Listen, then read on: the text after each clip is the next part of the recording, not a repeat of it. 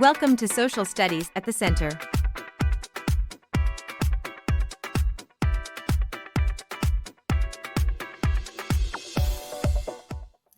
Hi friends! Today, for our lesson, I have some pictures for you to look at. We're going to pretend that you're looking to buy a house, and I'm going to be your real estate agent. I've picked out a bunch of houses for you to look at to see if you would like to buy them. Let's look at some of these. Here's the first one. We have a beautiful lake and some mountains. This house overlooks a city. Can you guess which city it is? I think there are some clues here in the picture. This one looks nice and warm. Look at all those boats out there on the water. We have a beautiful city out there, and looks like a forest too. There's a lot of trees. Ooh, rooftop pool. Very cool. Gorgeous mountains. I love looking at mountains. And this one too. And here we have a house that looks right out onto the beach. Isn't that fun? Those are all the houses we have to look at. Which one did you think was prettiest? If you had to pick, which one would you buy to live in for the rest of your life? One thing that all of these houses have in common are views. They all look out over mountains, rivers, lakes, beautiful cities, things like that. When people buy a house, one of the first things that they probably do is look out the window and see what you can see from the house. If the view is pretty, then people are probably more likely to buy it. Why do you think that is? I know for me personally, I probably wouldn't want a house where all you could see is a garbage dump or something. Now I have some more pictures for you, but they're a little bit different. When you take pictures, you can take them from a lot of different angles. Here's one from a top-down angle. We're up, looking right down at the city. Look at how small all the cars look. This is from a bird's eye view. We're seeing the world how a bird might see it from way up high in the sky. This is one from the photographer's point of view. We're looking at what this person looks like from behind the camera. Ooh, this flower looks really big in this one. Maybe we're seeing it from a worm's perspective or a bug's perspective, something like that. And this one is a little bit different. The photographer who took this one said it was from the hero's perspective.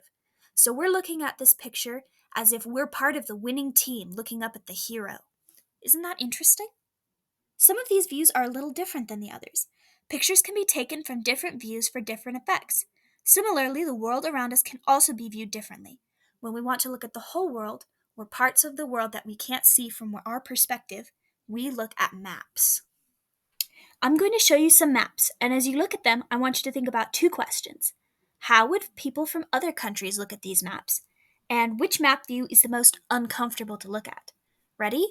Here's our first one. Do you see anything weird about this map?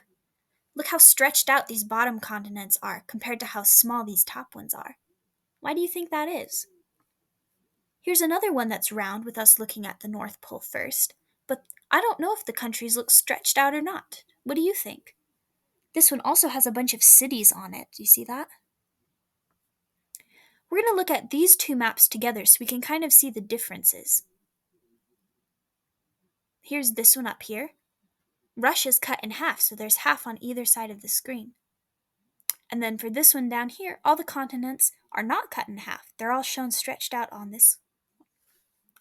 Why do you think they did it that way? What's the difference between those two? And with this one, this big red country here is Russia. Normally, when we look at a map, because we're in the United States, we see the United States on there first in colors. But from people in Russia, their country would be in color because that's where they're looking at maps from. So far, we've seen 3 different types of pictures: house views, picture angles, and maps. All of these things had different perspectives to them. They showed us different things and different opinions. We all see the world with a unique perspective. Take a minute to think about what perspective or angle you might see the world from. Things not only look different from different perspectives, but they also look differently close up versus far away. In geography and history, we call this concept scale. We can view the world from space, or we can look at a small spot and study it. We can view history of a day or a moment, or view history from hundreds of years away. The scale we use will determine what we see. I have a fun game for us to play. Are you ready? I'm going to show you some objects, but way zoomed in. Get a piece of paper and write down what you think each object actually is. There are 7 pictures, so you'll need 7 guesses. Are you ready? Here's our first one. And our second one.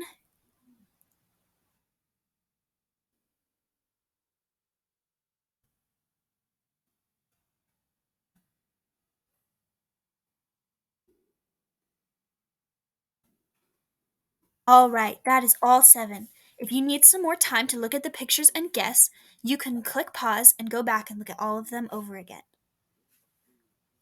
Now that you have all your answers written down, are you ready to hear what the right answers actually are? Here they are. How many of those did you get right? How many of them did you get wrong? Remember, the scale we use will determine what and how we see things, not just objects.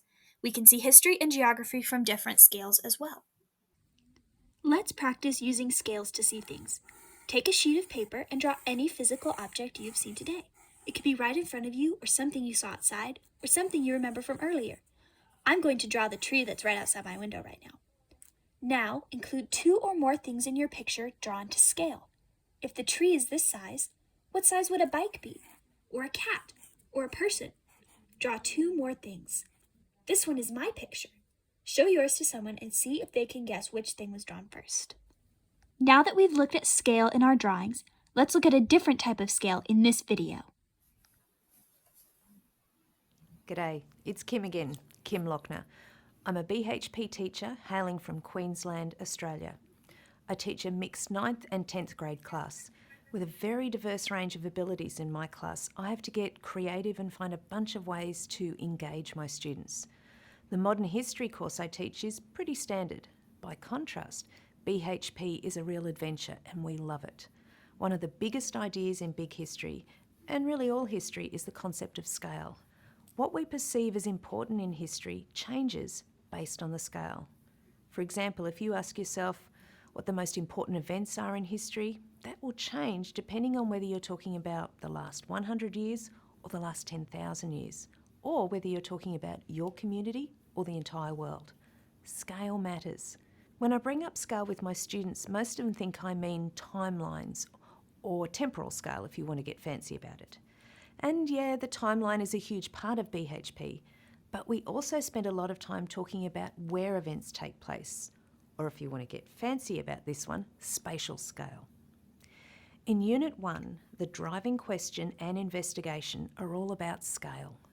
Why do we look at things from far away and close up? I want to talk more about that by using one of the first activities in this course, History of Me. This one is a great way to get students used to both the when and the where of scale. History of Me is the opening activity for Lesson 1.1. I've always loved this activity, and not just because it's a great way to introduce scale, it also teaches me a lot about my students and teaches them about each other.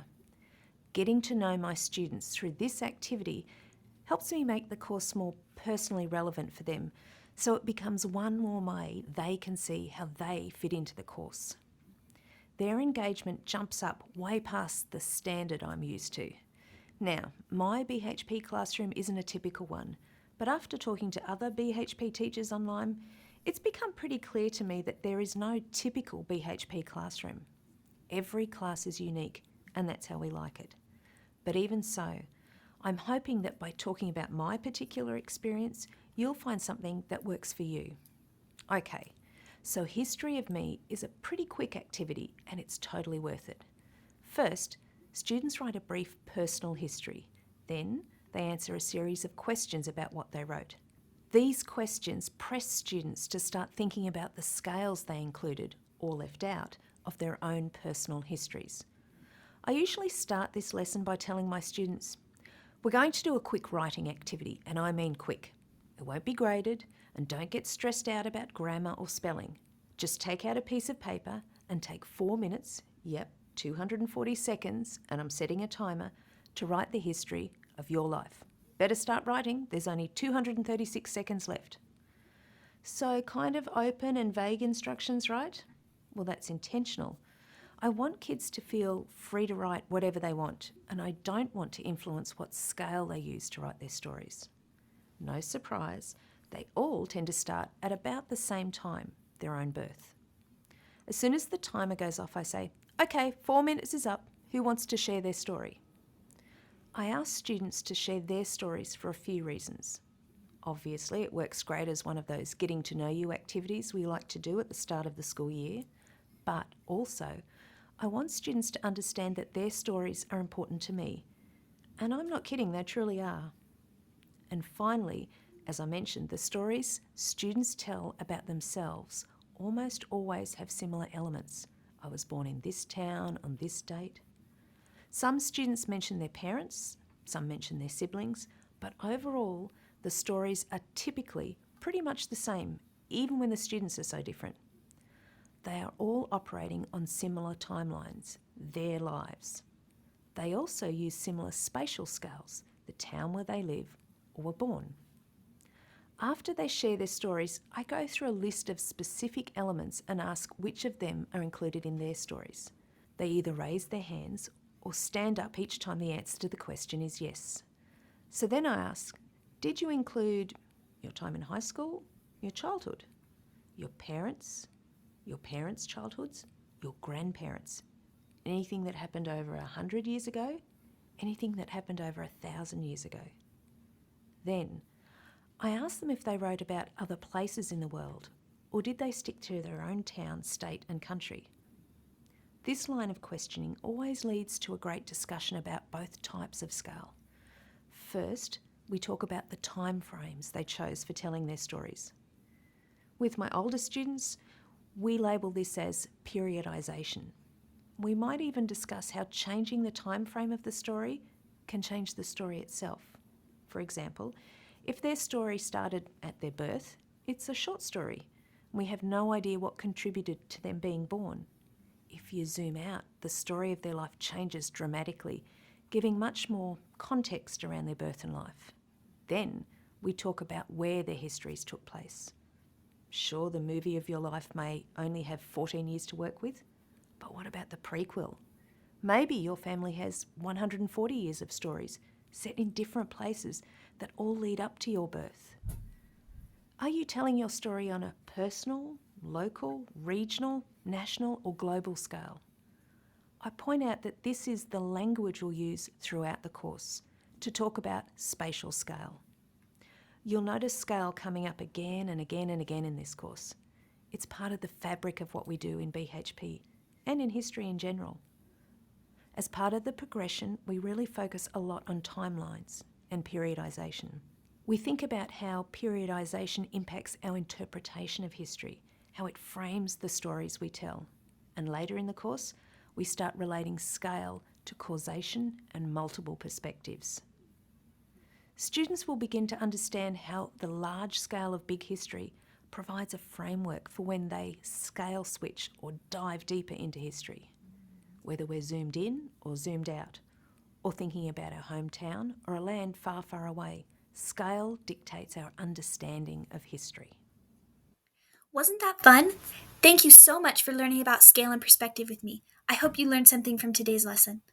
Now I have a fun challenge for you. I want you to go and draw your life out. Include all the important birthdays, fun events, or maybe the not so fun things that have happened to you. Then I want you to try and draw a second time, but this time from a different perspective. If you need some inspiration, look back at our big history video for some great ideas. Thanks for learning with me. We'll see you next time.